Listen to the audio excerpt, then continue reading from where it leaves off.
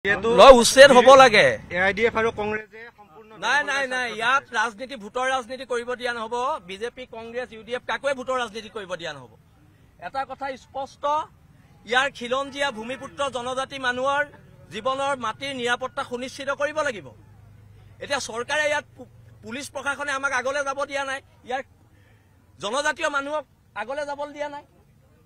এইবিলাকৰ বিৰুদ্ধে প্ৰতিবাদ হ'ব। আৰু হিমন্ত বিশ্ব শৰ্মা চৰকাৰে জনজাতীয় মানুহক নিৰাপত্তা দিয়ক। চবৰে হাতত এটা AK-47 তুলি দিয়া সময় আহিলে। এতিয়া আমাক AK-47ৰ সময় আহিলে। আমাক কোনোবাই বাংলাদেশী মূলৰ মানুহে আক্ৰমণ কৰিব আৰু আমি ইয়াত বহি চাই থাকিম? কোনো কাৰণত নহব। আক্ৰমণ হলে প্ৰত্যাক্ৰমণ হব। আৰু এইখন যুঁজ খিলঞ্জীয়াৰ অস্তিত্ব ৰক্ষাৰ যুঁজ। এইখন যুঁজ বৃহত্তৰ সোণাপুৰ বচোৱাৰ যুঁজ।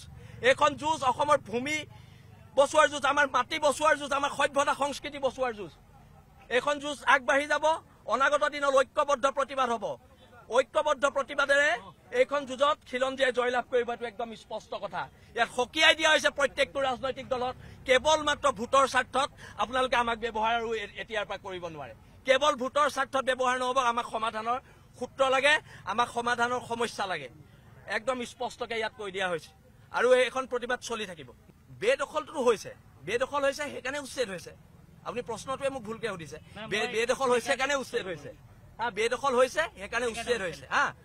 আৰু এটা নহয়, গোটেইখিনিক গুলিয়াই দিয়ক, আমাৰ আপত্তি নাই। তাক কবলৈ কি আছে, গুলিয়াই দিয়ক।